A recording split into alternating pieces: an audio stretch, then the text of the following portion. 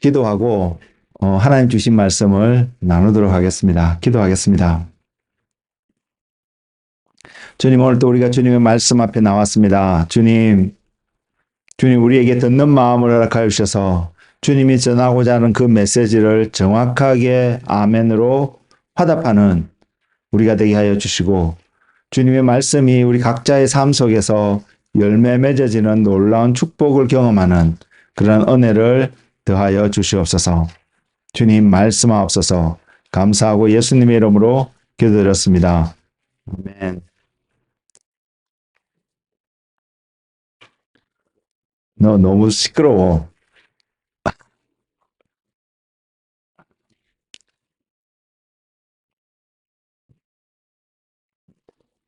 예, 오늘 하나님 주신 말씀은 베드로전서입니다.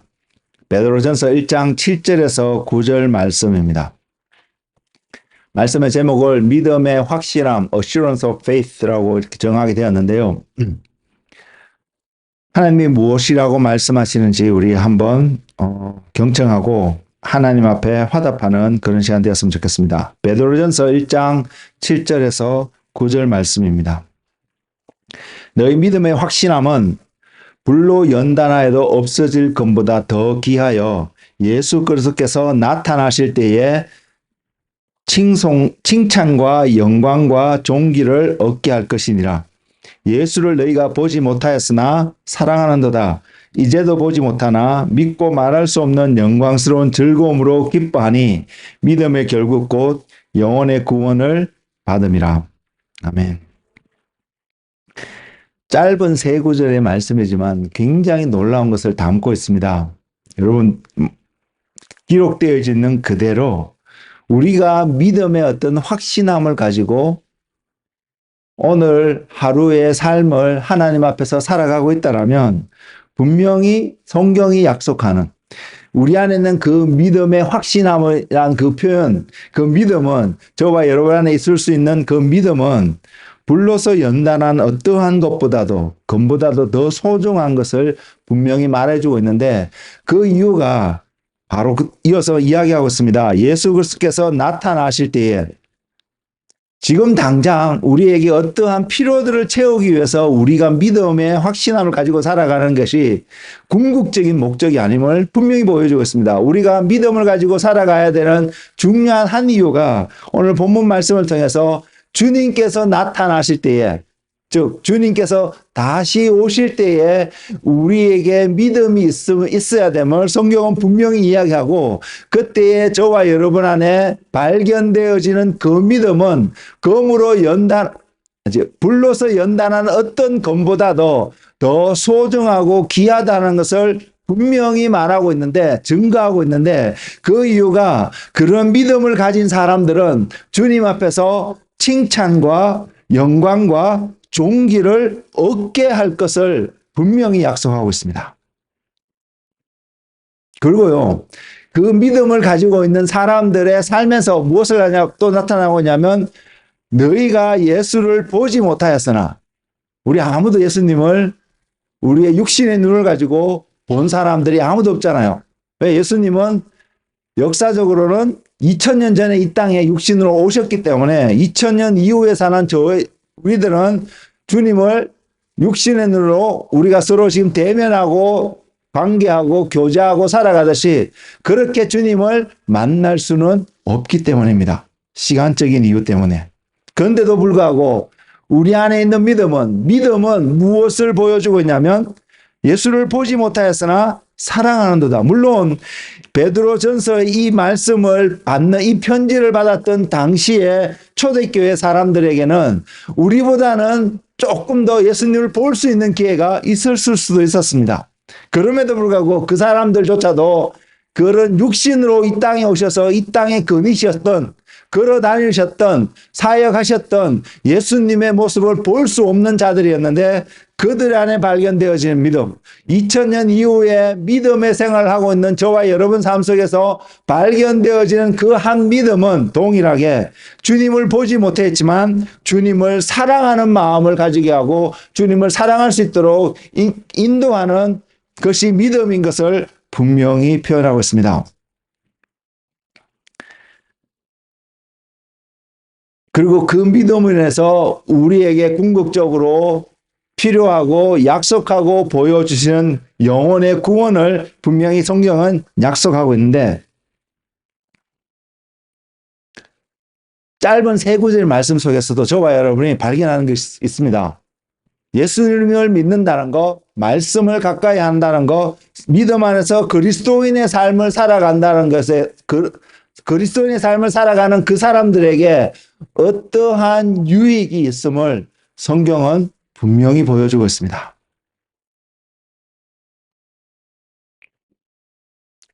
이 유익의 고귀함과 이 유익의 존귀한, 표현하고 있는 그 영광의 아름다움을 저는 여러분들이 할 수만 있다면 매일매일 묵상하면서 그 삶을 살아가는 한 분 한 분이 되셨으면 좋겠습니다. 그래서 날마다 주님을 소망하며 아멘으로 그 주님을 바라보고 살아가는 여러분이 되기를 원합니다.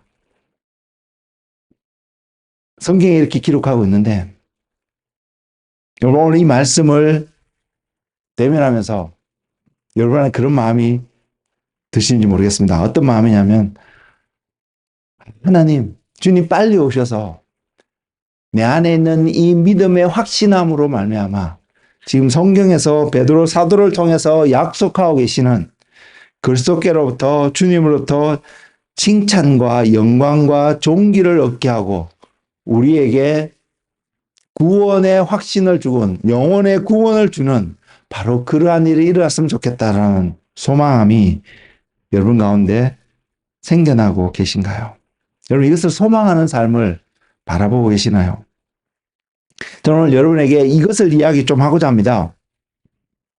무엇이냐면 우리의 소망이 바로 이것입니다. 말씀을 통해서 표현을 하면 주님이 나타나셨을 때에 우리 안에 있는 믿음으로 말미암아 주님으로부터 칭찬을 들을 수 있고 영광을 얻을 수 있는 그 소망, 그리고 동일한 믿음으로 말미암아 우리가 영혼의 구원을 얻게 되는 바로 그 소망 말입니다. 그래서 우리는 이렇게 표현할 수 있습니다. 그리스도인으로 이 땅에서 살아가는 모든 사람들의 삶의 목적은, 세상의 언어로 표현한 운명은 정해져 있다는 사실입니다. 무엇으로요? 어디로요? 주님 앞에서 칭찬을 듣고 우리의 영혼이 구원되는 그 일로 우리의 삶의 목적이, 이 땅에서 살아가는, 우리가 전부 다 직업도 다르고요, 생각하는 것도 많이 다르고, 옷 입는 스타일은 많은 영역에서 서로에게 많은 다름들이 나타나지만, 그럼에도 불구하고 교회 안에서 하나 될 수밖에 없는, 하나가 돼야 되는 어떤 중요한 이유가, 우리 모두는 믿는 그리스도인이라면 모두가 동일한 목적을 향해서 나아가고 있기 때문이라는 겁니다. 여러분 그 목적이 여러분의 삶을 드라이빙하고 계신가요? 그 목적이 여러분의 삶을 이끌어져 가고 계신가요? 한때에 목적이 이끄는 삶이라는 책으로 굉장히 믿는 사람들한테 교회 안에 히트를 치고 많은 교회들이 그것을 갖고 훈련하고 공부하고 성경 공부하고 이렇게 했는데, 저도 지금은 그 내용 기억이 안 납니다. 근데 난 그냥 그 제목이 지금 생각나서 말씀을 드리는 건데, 우리의 삶은 목적이 이끄는 삶입니다. 그 목적은 바로 오늘 말씀을 통해서 주님 앞에서 칭찬 듣고 영광 받을 수 있는 그 모습, 그래서 우리의 영혼이 구원받을 수 있는 바로 그것을 이야기하고 있습니다. 그리고 저는 여러분들이 이러한 목적 가운데 여러분의 삶을 온전히 셋업할 수 있는 그런 은혜가, 지혜가 여러분 가운데 있기를 원합니다. 목적이라고 말씀을 드렸는데, 우리의 구원뿐만 아니라 또 우리 하나님이 우리에게 왜 우리가 이 구원의 자리에 구원을 얻기 위해서 우리가 또한 믿음의 경주를 해야 되며 주님 앞에서 칭찬을 듣고 주님으로부터 존귀와 영광을 받는 어떠한 이야기, 어떠한 사건들, 어떠한 말씀을 들어야 되고 그것이 중요한 이유가 또한 성경에 나와 있는데요. 그것이 무엇이냐면 그것이 반드시 이루어질 것이기 때문에, 이루어져야 되기 때문에, 그리고 그 내용이 저와 여러분의 삶 속에서 온전히 나타나기를 소망하기 때문에 중요한데요. 그것이 무엇이냐면 이것입니다. 하나님께서 아담과 하와를 부르시고 그들에게 명령하신 것입니다. 그들의 운명이었다는 거죠. 그리고 그것은 물론 아담이 하와가 하나님이 따먹지 말라고 하는 선악을 알게 하는 열매를 먹음으로 말미암아 범죄했습니다. 범죄했다는 것은 단순하게 표현하면 그들이 가야 될 목적지에 도달할 수 없는 또는 자격을 갖추지 못하는 어떠한 상황 속에 상태 속에 넘어졌고 빠졌다는 것을 분명히 이야기합니다. 그래서 범죄자로서 죄를 지은 자로서 하나님이 처음부터 부르신 그 부르심의 목적에 달려갈 수는 없다는 것이 명확한 사실입니다. 그럼에도 불구하고요, 아담을 통해서 우리에게 알려진 그 부르심이 무효화되지 않았다는 것입니다. 여전히 유효하고 주님이 그것을 이루어가기 위해서 또한 완성하기 위해서 저와 여러분을 부르셨다는 사실을 우리는 기억하기를 원합니다. 이것이 그리스도인의 삶이라는 것을 말입니다. 먼저 목적을 살펴보면 창세기 1장 28절에 하나님께서 아담과 하와에게, 제가 처음에 이것을 적을 때는요, 아담에게 말씀하신 것으로 생각을 하고 적었습니다. 적다 보니까 아닌 것을 발견했습니다. 창세기 1장이기 때문에 단순하게 그렇게 생각을 했었는데, 그렇게 하고 말씀을 준비하고 있는데 성령님께서 그거 아니라고 다시 저를 커렉트해 주셨습니다. 그래서 보니까 분명히 이렇게 표현하고 있습니다. 하나님이 창세기 1장 28절입니다. 하나님이 그들에게 복을 주시며 하나님이 그들에게 이르시되 생육하고 번성하여 땅에 충만하라. 땅을 정복하라.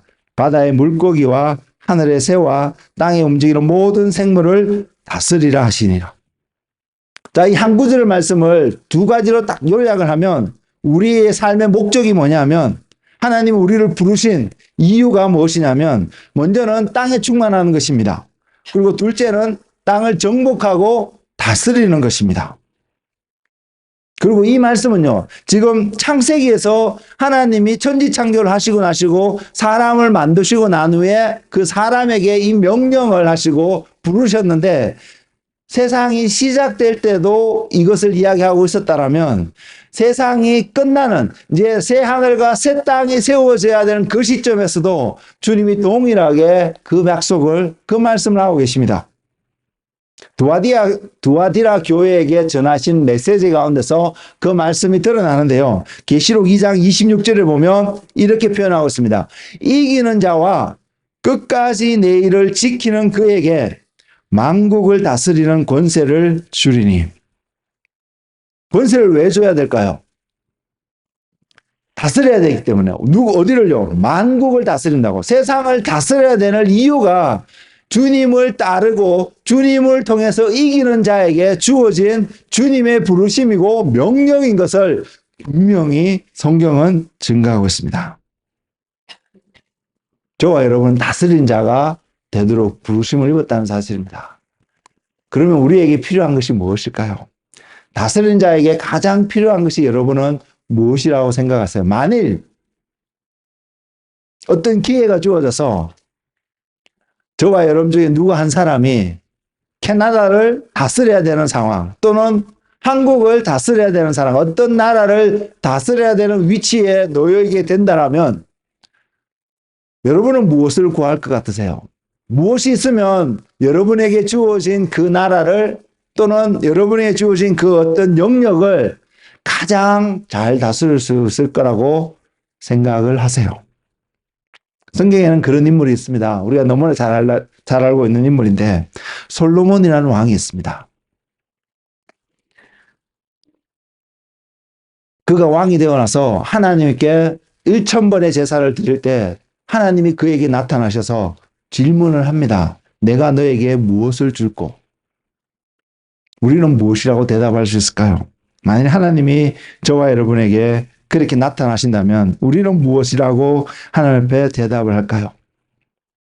우리는 그 내용을 잘 알기 때문에 정답이 무엇인지는 압니다. 솔로몬이 하나님께 구한 것은 하나님께서 어린아이 같이 연약한 저를 이렇게 수많은 백성들을 다스리는 사람으로 세우셨으니 하나님 저에게 듣는 마음을 달라고 솔로몬이 기도했습니다. 물론 그것이 다른 말로 표현하면 지혜인 것을 우리는 알고 있습니다.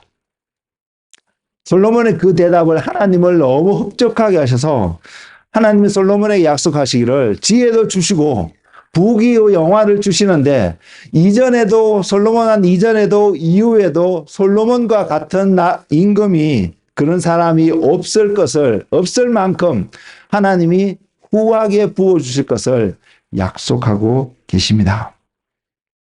그것을 볼 때에 다스린 자에게 필요한 것은 듣는 마음입니다. 들을 수 있는 귀입니다. 그것을 다른 말로 표현하면 지혜입니다. 우리는 이것을 구할 수 있는 그런 은혜가 우리 가운데 있기를 원하는데 그것이 무엇인지 나중에 가서 좀 설명을 드리겠습니다. 자, 우리를 부르심이 바로 그 다스리는 자리에 있다는 것을 분명히 알고 있는데 이것을 또한 예수님이 부활하실 때에도 동일하게 우리에게 확정하여 주시고 약속하시고 명령하시는 것이 있습니다. 마태복음 28장 18절에 주님께서 이렇게 표현하십니다. 승천하시기 직전에 그것을 바라보고 있던 500명의 제자들에게 주님이 하신 말씀입니다. 예수께 나와 말씀하여 이르시되 하늘과 땅의 모든 권세를 내게 주셨으니 자 주님이 그 사람들에게 선포하기를 이제는 하늘과 땅의 모든 것을 내가 가지고 있으니 내가 너희들을 세상 가운데 보내서 해야 될 것이 있다라고 분명히 말씀하고 있는 장면이 마태복음 28장 18절에서 20절에 분명히 있습니다. 그런데 그 이유가 보내시고 이렇게 할 수 있는 이유가 하늘과 땅의 모든 권세를 주님이 가지셨다는 것입니다. 이것은요, 우리가 기억해야 될 것은 이것은 부활하신 주님에게 주어진 권세였다는 사실을 우리 먼저 기억할 수 있기를 원합니다. 주님이 이 땅에 육신을 입고 이 땅에 오실 때는 그는 하늘과 땅의 모든 권세를 가진 자로 오시지 않으셨다는 사실입니다. 물론 그는 가지셨던 분이십니다. 소유권이 그분에게 계셨던 분이셨습니다. 그러나 빌립보서 2장 6절에서 8절 말씀을 통해서 우리에게 확인되어진 것은 무엇이냐면요. 성령 확신하실 때에 그는 하나님과 동등됨을 동일한 것을 취하는 것을 여기지 아니하시고 내려오셨다는 것입니다. 그리고 죽기까지 순종하셨다는 것을 표현하고 있습니다. 그는 근본 하나님과 본체시나 하나님과 동등됨을 취할 것으로 여기지 아니하시고 오히려 자기를 비워 종의 형체를 가지사 사람들과 같이 되셨고 사람의 모양으로 나타나사 자기를 낮추시고 죽기까지 복종하셨나니 곧 십자가에 죽으심이라. 이것이 중요하거든요. 왜 이 말씀을 드리냐면 우리가 주님과 함께 다스리는 자리에 가야 되고 그 자리에 있게 되고 그것이 우리의 부르심이라고 하는데 예수님은 분명히 하나님이시니까 그럴 수 있다라고 당연히 생각을 해버리면 우리는 그곳에 갈 수 있는 자격을 전혀 부여받지 못한다는 사실입니다. 근데 주님이 이 땅에 오셨을 때 사람으로 오셨을 때는 하나님이셨지만 하나님과 동등하게 대우받는 것을 당연하게 그렇게 인정하고 그렇게 여기지 아니하시고 종의 몸으로 낮아지셨다는 것을 종이라는 것은 그 권리가 없다는 것을 다스릴 수 없는 자였다는 것을 보여주고 있는 한 표현입니다. 그래서 주님이 하셔야 됐던 일은 죽기까지 복종하시는 어떤 일이었습니다. 근데 그 과정을 통해서 지금 마태복음 28장 18절에 주님이 무엇이라고 선포하고 계시냐면 하늘과 땅의 모든 권세를 주님이 이제 부여받았다는 것을 선포하고 계십니다. 하늘에서 오셨기 때문에 하늘의 권세를 부여받는 거 당연하게 생각할 수 있는 부분이 있다고 생각합니다. 근데 땅의 권세는 또 다른 문제거든요. 왜냐하면 이것은 주님이 순종하심으로 하나님이 사단에게 것을 빼앗아서 주님 앞에 다시 돌려준 어떠한 사건이기 때문입니다. 십자가 사건은 바로 그것을 이야기하고 있기 때문입니다. 왜냐하면 아담이 선악을 알게 하는 나무 열매를 먹는 그 순간 아담에게 주어졌던 세상을 다스리는 그 권세가 사단에게 넘어갔기 때문입니다. 이것은 제 이야기가 아니고 성경에 그렇게 기록되어 있습니다. 누가복음 4장 6절에 이렇게 표현하고 있습니다. 사단이 예수님을 시험하면서 그에게 예수님께 말하고 있는 하나의 팩트이고 이것은 사실이었습니다. 왜냐하면 이르되 이 모든 권위와 그 영광을 내가 내게 주리라. 이것은 내게 넘겨준 것이므로 내가 원하는 자에게 주노라. 분명히 표현하고 있습니다. 넘겨진 것이었습니다. 누구에로부터요? 아담에게로부터요. 아담이 하나님을 또 부여받아서 가지고 있었던 것인데 하나님께 불순종함으로 그것이 자연스럽게 사단에게 넘겨져서 이 세상을 다스리고 이 세상을 통치하는 신이 사단인 것을 성경은 또한 보여주고 있습니다. 근데 예수님이 이 땅에 오셨어요.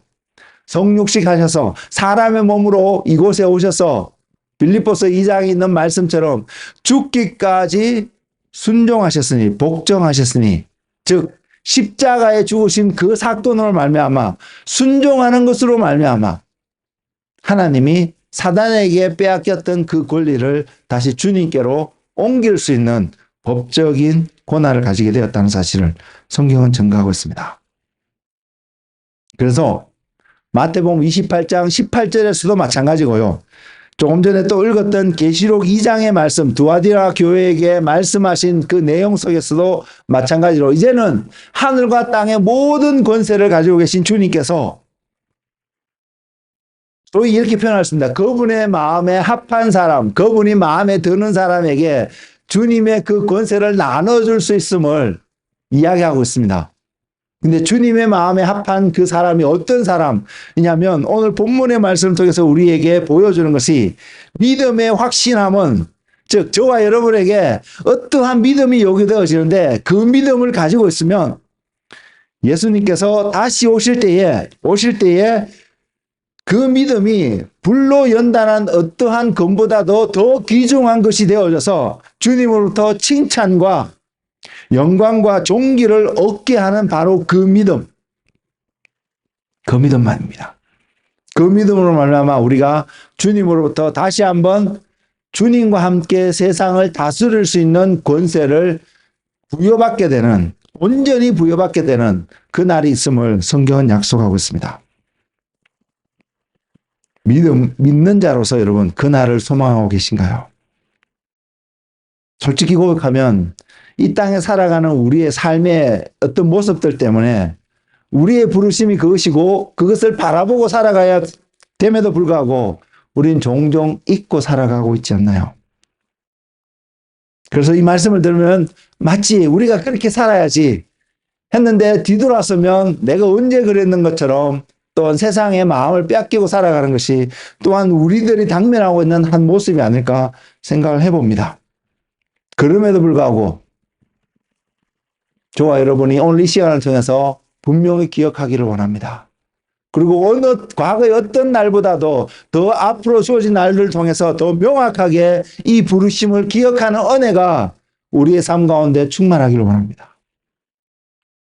목적이 무엇인지 보여지기 때문에 우리는 목적을 향해서 달려갈 수 있기 때문입니다. 그래서 지금까지 말씀드렸던 몇 구절의 성경 말씀을 통해서 우리는 이것을 분명히 확인할 수 있습니다.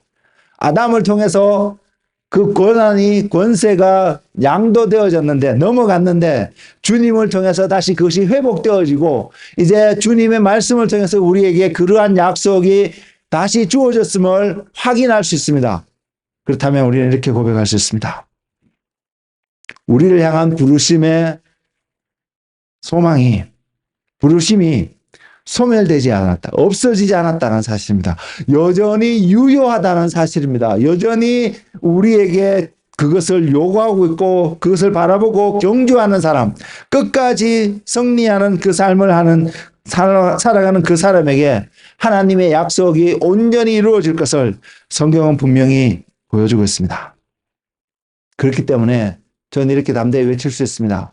지금 저와 여러분의 모습이 솔직히 바라보면 거기에 합당한 퀄리파이한지가 아닌가를 봤을 때 아닐 수 있다라고 우리는 말할 수 있다 할지라도 저는 외칠 수 있습니다. 그리스도인은 주님을 따르는 사람들이 그리스도인인데 그 그리스도인에게 주어진 부르심이 여전히 유효하고 그리스도인은 저와 여러분이 그리스도인이 된다면 그래 그리스도인의 삶을 살아가기를 결정한다면 바로 이 부르심을 향해서 오늘 또 경주해야 되는 달려야 되는 그런 한 사람임을 말입니다. 그리고 이것을 기억하는 우리가 되었으면 좋겠습니다. 이것을 생각하고 묵상하는 저와 여러분의 삶이 되었으면 좋겠습니다. 그리고 이것이 우리의 삶에 세상에 있는 어떠한 것보다도 더 소중하고 존귀한 소망이 되는 은혜가 우리 가운데 있었으면 좋겠습니다. 은혜여야 합니다. 제가 좀 노력도 해봤는데요. 아무리 노력하고 제 자신을 스스로 복종시킨다 할지라도 저 스스로 그 자리에 지속적으로 갈 수 없다는 것을 철저하게 깨닫기 때문입니다. 그래서 하나님의 은혜가 필요합니다. 그 말은 하나님의 권능이, 하나님의 능력이 저와 여러분 삶을 붙잡고 인도해야 된다는 사실입니다. 그 비밀을 오늘 믿음이라는 것을 통해서 여러분에게 조금 나누고자 합니다. 모르는 바가 아닙니다. 그러나 다시 한번 이 시간을 통해서 하나님이, 제가 믿는 것은 하나님이 우리에게 이것을 강조하고 있으며 하나님께서 우리의 삶이 좀 더 명확하게 그러한 믿음의 삶으로 나오도록 우리들을 부르시고 계시기 때문입니다. 그 부르심을 향해서 소망하고 살아가는 그 삶이 바로 믿음의 삶인데, 그렇다면 우리는 이런 질문을 던져볼 수 있습니다. 저와 여러분 지금 그 믿음의 삶을 살아가고 계신가요? 이것을 소망을 가지고요, 이 믿음을 살아가려고 하는 모든 사람들에게, 어떤 사람은 좀 더 성숙하고 더 큰 믿음을 가진 사람이 있을 수도 있을 것이고, 어떤 사람은 좀 연약하고 나약한 믿음의 삶의 모습을 가진 사람들이 분명히 있을 테인데, 그 믿음의 분량과 관계없이 동일한 소스를 가지고 있는 어떤 믿음의 모습을 가지고 있는 모든 사람들에게 나타나게 되는 동일한 어떤 모습이 있습니다. 저는 우리가 어떤 사람에게 좀 더 나타나고 어떤 사람은 조금 더 적게 나타난다 할지라도 우리가 믿음의 공동체를 이루어가는 공동체의 일원이라면 모두에게 그러한 모습들이 지속적으로 나타나는 은혜가 있기를 소망합니다. 그러면 우리는 승리자로서 그 레이스를 완주할 수 있기 때문입니다. 누가복음 4장에도 표현하고 있고요, 마태복음 4장에도 기록하고 있으며, 모세가 신명기에서 이스라엘 백성들에게 마지막으로 전하는 그 고별 설교 속에서도 증거하고 있는 한 모습입니다. 한 표현입니다. 신명기 8장 3절에 있고요, 마태복음 4장 4절에 있습니다. 이것이 그리스도인들이 살아가는 삶의, 믿음의 삶을 살아가는 한 모습인데, 또한 이것이 지금 마태복음 4장 4절의 내용은 예수님이 40일간 금식하고 성령에 이끌려서 광야로 갔을 때에 사단이 예수님을 시험하는 첫 번째 시험에서, 나타났던 첫 번째 시험에서 주님이 어떻게 사단의 그 유혹을 물리치셨는지를 보여주고 있는 말씀이고요, 동일한 말씀이 신명기 8장 3절에도 기록되어 있습니다. 그 말씀이 뭐냐면 이렇게 기록되었습니다. 마태복음 4장 4절입니다. 예수께서 대답하여 이르시되 기록되었으되 사람이 떡으로만 살 것이 아니요 하나님의 입으로부터 나오는 모든 말씀으로 살 것이니라 하였느니라 하시니, 사람이 어떻게 살아야 되는지를 분명하게 보여주고 있습니다. 달리 표현하면 믿음의 삶을 살아가는 그리스도인의 삶은 어떠한 삶이 되어야 되는지, 그 모습이 어떠한 모습인지 사람마다 그것이 나타나는 모습은 조금씩 다를 수 있습니다. 그 다름을 이야기하는 것이 아니고 그 모두에게 공통적으로 기초가 되어서 나타나야 되는 삶의 모습이 떡으로만, 육신의 음식으로만 살아가는 것이 아니라, 그것도 필요하지만 하나님의 입에서 나오는 모든 말씀으로 살아야 되는 것이 요구되어진다는 사실을 분명히 성경은 증거하고 있습니다. 매일 하나님 말씀으로 살아가는 삶. 과연 이 삶은 무엇을 말하고 있을까요? 신명기에서 모세가 이 말씀을 하면서 이런 표현을 했습니다. 하나님께서 너희에게 만나를 주신 이유는 그 이유가 바로 사람이 떡으로만 사는 것이 아니라 하나님의 입에서 나오는 모든 말씀으로 살아야 된다는 것을 깨닫게 하기 위해서 만나를 주셨다라고 표현하고 있습니다. 만나는 저도 맛보지도 못했고요. 성경에 살짝 설명하고 있지만 구체적으로 어떤 모습으로 어떻게 나온지 정확하게 알 수는 없습니다. 아무도 지금 이 시대에 사는 사람이 그 만나를 맛본 사람은 분명히 없을 테니까요. 근데 그 만나는 분명히 육신의 음식이었습니다. 하늘로부터 내려져 왔고 땅에 있는 모습이 이슬과 같은 모습으로 비춰졌고 그것을 거두어서 여러 가지 모습으로 요리해서 음식을 만들었을 때 맛이 어떻다라고 성경은 분명히 조금 기록을 하고 있습니다. 어쨌든 먹는 것이었습니다. 그래서 육신의 건강을 책임질 수 있는 어떠한 음식이었습니다. 근데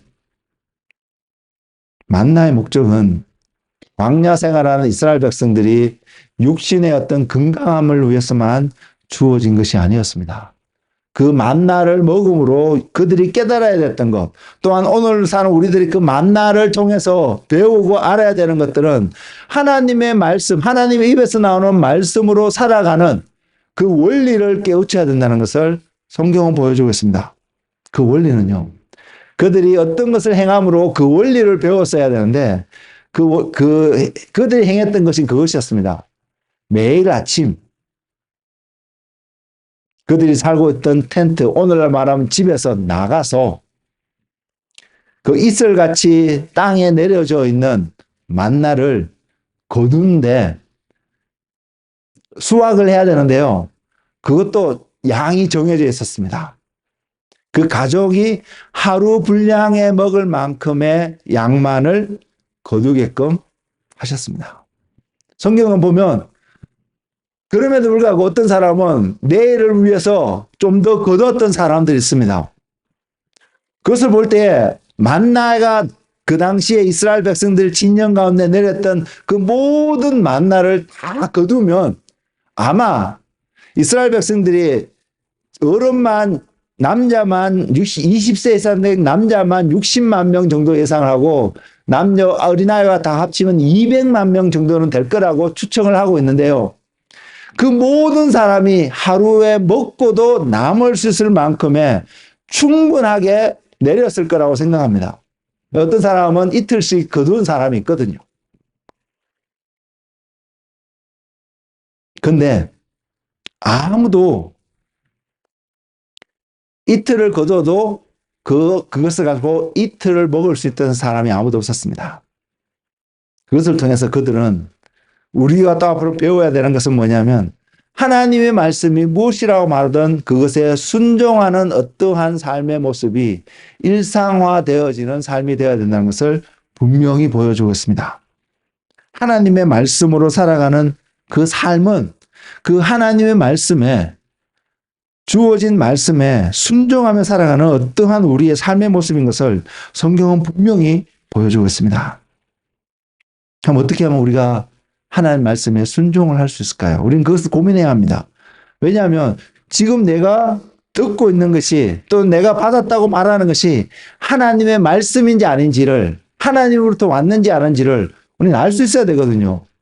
모르고 순종만 하면 돼 라고 무조건 순종하는 것도 여러분 옳지 않습니다. 하나님의 말씀인 것을 분별할 수 있는 지혜가 우리는 필요한 것을 기억하기를 원합니다. 그럼 먼저는 이스라엘 백성들이 광야에서 만나를 먹었던 것처럼 우리가 여호와의 입에서 나오는 말씀으로 지금 21세기를 살아가는 우리들에게 동일하게 요구되어지고 있다는 사실을 우리는 기억했으면 좋겠습니다. 그것이 믿음입니다. 믿음의 한 모습입니다. 그래서 그리스도인들은 세상의 어떠한 것에 휘둘려서 살아가는 사람이 아니라 하나님의 말씀에 근거한 어떠한 믿음의 모습으로 살아가는 사람들입니다. 왜냐하면 하나님은 살아계시기 때문입니다. 하나님은 살아계셔서 오늘 또 저와 여러분에게 2000년 전에 말씀하셨던 것을 동일하게 말씀하고 계시고요. 주님이 언제 오실지 모르지만 앞으로 2000년 이후에 오신다 할지라도 그 2000년 기간 동안 살아가야 될 모든 사람에게 한치의 오차도 없이 동일하게 2000년 전에 말씀하셨던 4000년 전에 말씀하셨던 동일한 말씀을 앞으로 2000년 동안 주님 오시기 전까지 살아가야 될 사람들에도 동일하게 말씀하시는 분이 하나님이시기 때문입니다. 저희가 믿는 하나님은 바로 그런 하나님이십니다. 그리고요, 그 하나님의 말씀이 사도 바울의 입을 통해서 로마에 있는 사람들에게 어떻게 적용이 되어지고 나타나야 되고, 그래서 살아가는 날마다 만나, 하늘로부터 내려오는 만나를 먹고 살아가는 삶, 하나님의 입에서 나오는 말씀으로 살아가는 삶이 어떠한 모습으로 나타나는지를 로마에 있는 교인들에게 사도 바울은 이렇게 증거하고 있습니다. 로마서 12장 2절의 말씀입니다. 너희는 이 세대를 본받지 말고 오직 마음을 새롭게 함으로 변화를 받아 하나님의 선하시고 기뻐하시고 온전한 뜻이 무엇인지 분별하도록 하라. 말씀을 먹는 그 과정이요. 저와 여러분이 오늘 우리에게 말씀을 먹는다고 표현했을 때 우리에게 가장 쉽게 와닿는 한 표현이 말씀을 읽는 어떤 삶입니다. 그래서 저와 여러분이 말씀을 계속 읽고 배우는 어떤 삶을 살아가는 그 과정이 우리에게 무엇을 나타내게 되냐면 우리의 마음을 새롭게 해준다는 것입니다. 하나님의 말씀을 통해서 우리가 지금까지 이렇게 생각하고 저렇게 맞는 거구나라고 생각했던 어떠한 삶의 모습들이 하나님의 말씀을 통해서 컨펌되어지는 것은 또한 그렇게 살아가도 되겠지만 또한 많은 영역에서 그렇지 않기 때문에 이것이 아니구나라고 깨달을 수 있고 돌이킬 수 있는 어떤 마음을 준다는 사실입니다. 마음이 변화되어지는 것을 분명히 말합니다. 성경을 가까이 하게 되면 하나님의 말씀을 먹게 되면 만나를 먹게 되면 하나님으로부터 오는 그 말씀을 먹게 되면 내 것으로 만들게 되는 그 사람에게는 반드시 그의 마음이 새롭게 되어지는 것을 분명히 경험하게 될 것입니다. 그리고 그 새롭게 되어졌다는 것은 무엇을 나타내냐면 뒷구절에 있는 바로 그 말씀처럼 하나님의 선하시고 기뻐하시고 온전한 뜻이 무엇인지 알게 된다는 것입니다. 이게 하나님이 원하시는 것이었어. 이게 하나님이 원하지 않는 것이었어. 어떻게 하면요. 하나님의 입에서 나오는 말씀으로 매일매일 먹는 삶을 살아가는 그 사람에게요. 그럼 우리 이런 질문을 해볼 수 있겠죠. 나는 왜 하나님 말씀을, 하나님의 뜻을 깨달지 못할까? 그럼 우리는 점검해 볼 것이 한 가지 있습니다. 내가 날마다 주어진 하나님의 말씀을, 입에서 나오는 그 음성을, 그 말씀을 먹는 삶을 살아가고 있는지 아닌지를 말입니다. 여러분에게 그것이 여러분 일상의 루틴 속에서 셋되어지고 지키는 삶을 살아가는 그 사람은 오늘 그렇게 했다고 내일 당장 안 될 수는 있습니다. 그러나 그것이 하루 이틀 쌓여져서 날마다 그 삶이 소위 우리가 말하듯이 생활의 습관에 대해서 살아가는 어떠한 사람의 모습이 되어진다면 저는 분명히 약속할 수 있습니다. 저는 확신할 수 있습니다. 모든 일에 무엇이 하나님의 뜻인지 분별할 수 있는 능력이 그 사람에게 분명히 있을 것입니다. 저는 그런 사람이 되기를 원합니다. 저는 여러분들도 모두가 그런 사람이 되기를 원합니다. 그래서 로마서 12장 2절에서 표현하는 것처럼 하나님의 선하시고 기뻐하시고 온전한 뜻이 무엇인지 분별할 수 있는 사람이 되는 것. 그 다음 또 해야 될 것이 또 하나 있습니다. 무엇이냐면요. 분별을 했으면 그 하나님의 뜻에 합당하도록 순종의 자리에 여러분 자신을 내어놓는 삶인 것입니다. 그건 예수님이 하신 것이고요. 아담이 실패한 것입니다. 그리스도의 삶의 기준은 바로 이것입니다. 그리스도인은 믿음의 삶을 살아간다고 하는 것은 여러 가지 많은 모습으로 설명할 수 있는데 오늘 저와 여러분에게 들려주시는 하나님의 설명은 하나님의 말씀을 날마다 먹음으로 하나님의 선하시고 온전하시고 기뻐한 뜻이 무엇인지를 분별할 수 있는 어떤 삶. 그래서 주님과 같이 하나님 앞에 자신의 것을 드릴 수 있는, 순종할 수 있는 어떠한 삶을 이야기하고 있다는 것입니다. 우리에게 이런 삶의 특징들이 나타나고 있나요? 여러분 이것을 늘 점검해 볼 수 있기를 합니다. 내 안에 정말 이러한 삶의 특징들이, 열매들이 맺어지고 있을까? 조금이라도 맺어지는 사람이 있다면 그 사람은 그것을 인해서 하나님께 더 감사하고 하나님께 더 나아가는 삶을 살아갈 수 있음을 제가 알기 때문입니다. 그래서 권면을 드리고 여러분에게 부탁을 드리는 것입니다. 즉, 여러분이 이러한 기준 가운데 여러분의 믿음의 생활을 지금 하고 계신가요? 이곳 가운데 이러한 기준 속에 여러분 서 계신가요? 오늘 우리에게 주신 믿음의 확신은 바로 우리가 이러한 기준 가운데 서 있음을 증거하는 하나의 말씀입니다. 확신이기 때문에, 어슈런스이기 때문에 흔들리지 않습니다. 무엇에서요? 여러 가지 많은 풍조가 오고 비바람이 몰아치고 여러 가지 많은 것들이 다가와서 우리를 막 흔들려 가지만 주님 말씀하신 것처럼 반석 위에 지어진 그 집은 흔들리지 않는 것처럼 우리는 흔들리지 않을 것입니다. 야고보 사도도 그렇게 이야기하고 있잖아요. 믿음이 연약하고 믿음이 없는 사람은 바람에 흩날리는 갈대와 같은 그러한 존재인 것을, 그러나 그렇게 되지 않을 것을 성경은 분명히 약속하고 있습니다. 믿음은 내가 원하는 어떤 것을 얻기 위해서 가지고 있어야 될 어떤 것, 물론 믿음을 통해서 그것을 취할 수 있습니다. 그러나 그것이 궁극적으로 믿음이 표현하는 것이 아닙니다. 우리가 하나님 앞에 보여줘야 될, 드러나야 될 믿음은 약속으로 주신 하나님의 말씀 가운데 그 약속이 내 삶 속에서 이루어질 것을 소망하고 그 약속 가운데 굳건히 서서 살아가는 그 사람의 삶이 바로 믿음의 삶일 것입니다. 저는 우리 모두가 그러한 삶을 살아가는 정말로 그리스도인다운 그리스도인이 되기를 소망합니다. 다시 표현하면 하나님의 말씀을 먹는 사람들은 반드시 믿음의 삶을 살아갈 것입니다.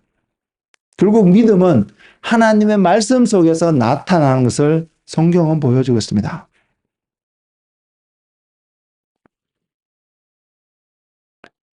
로마서 10장 17절에 그 표현을 하고 있잖아요. 믿음은 들음에서 나며 그 들음은 그리스도의 말씀으로 말미암는다고 말입니다. 자, 우리는 그러한 삶에 우리의 삶의 가치관과 우리의 삶의 모든 기준들을 날마다 더 강하게 세워가는 그 은혜의 삶을 살아가기를 원합니다. 예수님 당시에도 그렇게 살아갔던 사람들이 있습니다. 아니, 그렇게 살려고 노력했던 사람들이 있습니다. 오늘날도 마찬가지고요. 많은 사람들이 하나님의 말씀을 듣고 배우고 믿음대로 살려고 노력했던 많은 사람들이 있습니다. 그런데 그렇게 노력했던 사람들 속에서도 또한 많은 사람들이 하나님 말씀을 잘못 해석하고 적용하고 오해했던 그런 그룹들도 분명히 있습니다.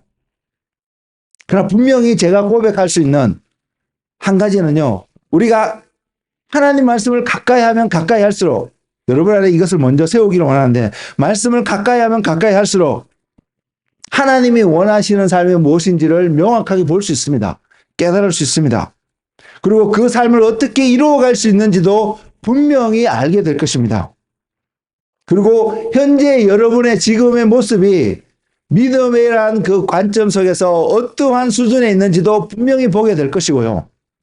그래서 우리가 여러분이 어떠한 방향으로 나아가야 될지도 깨닫게 되는 은혜가 반드시 있을 것입니다. 말씀을 가까이 하는 사람은.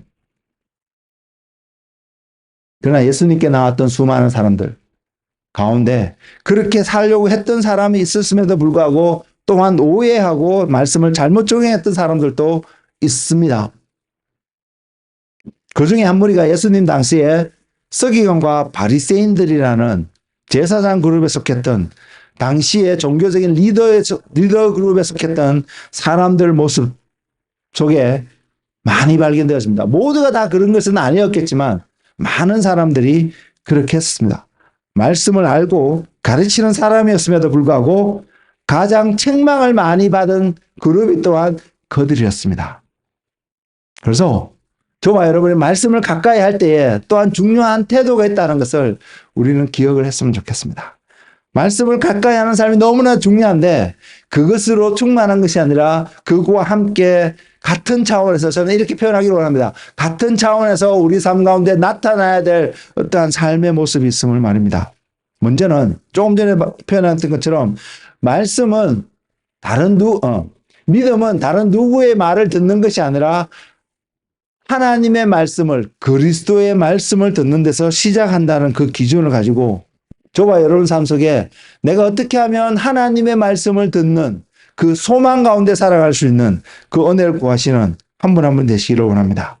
그래서 믿음은 들음에서 시작하기 때문에 들을 수 있는 자리에 갈 수 있어야 합니다.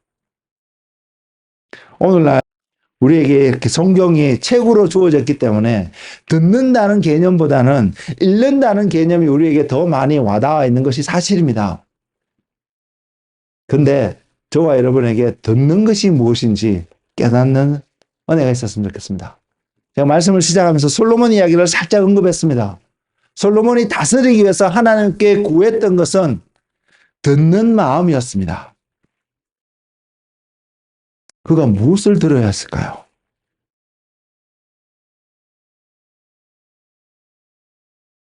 그것을 깨닫는 지혜가 우리 가운데 있기를 원합니다. 그래서 그것을 구하는 지혜가 저와 여러분 삶 속에 충만하기에 소망합니다. 그래서요, 저와 여러분이 들을 수 있다라는 것, 더군다나 하나님의 말씀을 들을 수 있고요. 심지어는 다스리는 자이기 때문에 다스리는 사람은 재판하는 경우가 굉장히 많을 거 아니에요. 그러면 그것을 온전하게 올바름으로 재판할 수 있기 위해서는 그 하소연하는 사람들의 이야기를 들을 수 있어야 합니다. 그 들을 수 있는 그 마음, 하나님의 마음을, 하나님의 음성을 들을 수 있는 그 마음, 최고의 퀄리티의 그 마음은 바로 겸손한 사람입니다. 가난한 마음을 가진 사람입니다. 그래서 주님이 마태복음 5장 3절에서 심령이 가난한 자는, 마음이 가난한 자는 복이 있나니 천국이 저희 것임이라고 주님이 증거하셨습니다. 다른 말로 표현하면 겸손한 사람은 복이 있다고 하는 말씀입니다. 이것이 무엇인지, 이것이 내 삶 속에서 나타나는지를 볼 수 있고 경험할 수 있는 그 삶, 그것을 디스ern할 수 있는 그 삶이 저는 우리에게 필요한 지혜가 아닐까 생각해 봅니다. 만일 우리가 이러한 마음에 가난하고 겸손한 그 마음에 부족하지 않는 삶을 산다면 우리는 세상의 어떤 것에 마음을 빼앗기지 않을 것입니다. 세상의 어떤 것에 마음을 빼앗기지 않기 때문에, 그래서 하나님 음성을 듣기 때문에 우리는 어디를 바라볼 수밖에 없냐면 하늘의 소망을 두고 살아갈 수밖에 없을 것입니다. 마음이 가난한 자, 겸손한 사람의 가치관은 세상 가운데 있지 않기 때문입니다. 아니, 다시 표현하면 세상에서 우리가 보게 되는, 배우게 되는 학교나 여러 가지 가정, 세상의 어떤 문화 속에서 배우게 되는 가치관은요, 이러한 가치관을 가르치지 않습니다. 종이 되는 비밀을 가르치지 않습니다. 겸손해야 된다고 가르치지 않습니다. 그것이 세상의 가치관입니다. 근데 하나님이 우리에게 말씀하시는 것은 겸손해야 된다고 말씀하며 마음이 가난해야 된다고 말하고 있습니다. 그래야 하나님으로부터 오는 그 음성을 들을 수 있음을 이야기하고 있습니다. 그래서 우리가 하나님 음성을 듣지 못한다면 우리는 그것을 점검해 보면 됩니다. 내 마음이 가난해져서 겸손한 마음으로 하나님을 기다리고 구하는 자리에 나아가고 있는지, 아니면 다른 것으로 채워져 있어서, 채워져 있는 사람은 부유한 사람이거든요. 그래서 그 부유함으로 하나님을 바라보지 못하고 하나님이 아닌 다른 것을 바라보고 있지 않은지 점검해 보면 알 수 있습니다. 여러분은 어디를 향하고 무엇을 바라보고 있습니까? 그리스도인들은 마치 폭포수가 막 떨어지는데, 그 폭포가 막 떨어지는데 그것을 치고 올라가는 연어와 같은 태도의 삶을 살아가는 사람들이라고 생각합니다. 떨어지는 물, 그 폭포가 만약 생각이 있어서 그것을 치고 올라가는 연어를 보면 기분 나쁘지 않을까요? 얼마나 화가 날까요? 모든 것을 그 힘으로 다 밑으로 내리고 있는데 한 마리의 연어가 그것도 폭포의 사이즈나 모든 것을 비하면 굉장히 나약하고 하찮게 보일 수 있는 한 마리의 연어가 올라가 떨어뜨리면 다시 올라가고 올라가 떨어뜨리면 다시 올라가고 지속적으로 그것을 해서 그 폭포를 뛰어넘는 연어를 본다면 만약 폭포가 생각이 있고 어떤 감정이 있다면 굉장히 기분 나쁘지 않을까요? 그러나 연어의 입장에서는요. 올라가야 합니다. 그것이 사는 길이거든요. 밑에서 바라보면 내가 저 물속에 들어가면 꼭 죽을 것 같고 내가 저 어떻게 올라갈 수 있을까 도저히 불가능할 것 같아 보이는 그 환경이랄지라도 연어의 입장에서 생명을 보존하게 되는 특권을 누리는 연어가 된다면 그것을 어쨌든 올라가야 합니다. 여러 번 시도하다가 폭포수 그 바닥에서 떨어짐으로 바닥에 있는 바위에 부딪히면서 죽는 연어도 퀄리파이 하지 않습니다. 생명을 궁극적으로 보존하지 못합니다. 이겨야 합니다. 올라가야 합니다. 넘어가야 합니다. 그래야지 태어났던 장소로 돌아가서 생명을 보존하는 마지막 그 일을 연어가 할 수 있기 때문입니다. 가야 합니다. 그리스도인들도 마찬가지입니다. 세상이라는 폭포수 속에서 우리는 그 폭포수와 동일한 흐름 속에서 흘러가서는 하나님이 약속하신 생명의 그 자리에 우리는 갈 수가 없습니다. 그래도 갈 수 있으면 너무나 좋겠는데 아무리 눈을 씻고 닦고 봐도 그 자리에 갈 수가 없습니다. 저와 여러분이 하나님이 약속하신 생명을 얻기를 원한다면 연어와 같이 폭포를 거슬러가는 어떠한 삶을 우리는 살아야 합니다. 그것이 이 세대를 본받지 않는 삶의 모습일 것입니다. 그래서 그 폭포수를 넘어가는 그리스도인은 그 연어와 같은 그리스도인들은 하나님이 약속하신 생명을 반드시 얻게 될 것입니다. 넘어가지 못하고 과정 속에서 죽는 사람들은 하나님 앞에 영광과 친송과 찬송을 얻지 못합니다. 그래서 성경은 저와 여러분에게 이기는 자가 되어야 되는 것을 약속하고 있습니다. 명령하고 있습니다. 그리고 저와 여러분이 이길 수 있는 모든 길을 성경은 또한 보여주고 있습니다. 대표적인 것은 에베소서 6장입니다. 하나님의 전신갑주를 입으라고 명령하고 있습니다. 오늘 말씀을 통해서 우리가 기억해야 되는 것은 내가 하나님의 말씀으로 내 자신을 채워야 되는구나. 그래야지 내 안에서 이것을 거슬러 갈 수 있는 힘이 생기는구나. 그래서 깨달을 수 있는 지혜가 여러분 가운데 있기를 소망합니다. 우리 공동체는 이러한 믿음의 여정을 가는 공동체이기를 원합니다. 때로는 너무나 나약해 보이고 다른 많은 교회들과 비교해도 부족한 것이 더 많아 보이는 교회의 모습일지라도 하나님을 향한 우리의 믿음은 하나님의 말씀을 향한 우리의 헌신과 우리의 순종은 누구에게도 뒤지지 않는 그런 하나님이 찾으시는 한 사람이 되는 은혜가 이 교회에서 신앙생활하는 모든 사람에게 충만하기를 주님의 이름으로 축복을 드립니다. 믿음은 말씀을 들음으로 달리 표현한 말씀을 배우고 익힘으로 그것을 통해서 우리가 하나님이 우리를 얼마나 사랑하는지를 깨닫기 때문에 우리 또한 하나님을 사랑하는 그 삶을 살아감으로 우리 안에서 믿음이 자라가게 되고 확실하게 되고 확정되어지고 그 믿음이 열매 맺는 삶이 반드시 있게 될 것입니다. 그리고 우리는 알 것입니다. 이것이 하나님의 능력이고 달리 표현하면 하나님의 은혜인 것을요. 그래서 우리는 그 하나님의 은혜를 구하는 그런 한 사람이 되었으면 좋겠습니다. 우리의 힘으로는 이룰 수 있는 일이 아니기 때문입니다. 하나님의 능력으로만 갈 수 있는 길이기 때문입니다. 하나님의 은혜로만 도달할 수 있는 길이기 때문입니다. 그래서 은혜에 떨어지지 않는 저와 여러분이 되기를 소망합니다. 사랑하는 성도 여러분, 믿음에 있어서는 한치의 양보도 없이 그 경주를 달려가는, 성실하게 그 경주를 완주하는 주님의 사람들이 되시기를 축복합니다. 그래서 우리 모두가 주님의 날에, 주님이 다시 오시는 그때에, 또한 우리가 주님을 만나는 바로 그때에 저와 여러분 속에 있었던 그 믿음으로 말미암아 주님으로부터 칭찬과 영광과 존귀를 얻음으로 부활의 새 생명의 삶을 주님과 함께 살아가며 주님과 함께 주어진 세상을 다스리는 그런 축복을 누리시는 모두가 되시기를 주님의 이름으로 권면을 드립니다. 기도하겠습니다. 주님,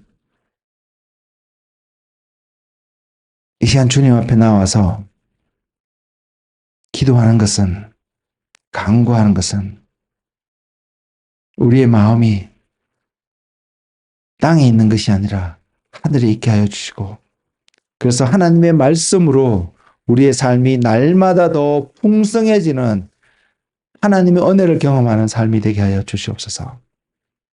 그래서 하나님의 말씀이 우리 안에 이 땅에서 살아가지만, 세상의 거대한 흐름 속에 있지만, 세상이 우리를 삼킬 것이 다가오는 그러한 흐름 속에 있지만, 그러나 폭포수를 뚫고 올라가는 연어와 같이 하나님의 말씀으로 말미암아 굳건하게 서서 하나님 앞에 믿음을 보이며, 또한 무엇이 세상에 속한 것이고 무엇이 하나님께 속한 것인지를 분별하여서 하나님을 선택하는 믿음의 사람, 지혜의 사람이 되게 하여 주시옵소서. 그래서 하나님의 사람으로 주님이 오실 때까지 살아가는 주님의 자녀가 되게 하여 주시옵소서. 감사하고 예수님의 이름으로 기도드렸습니다.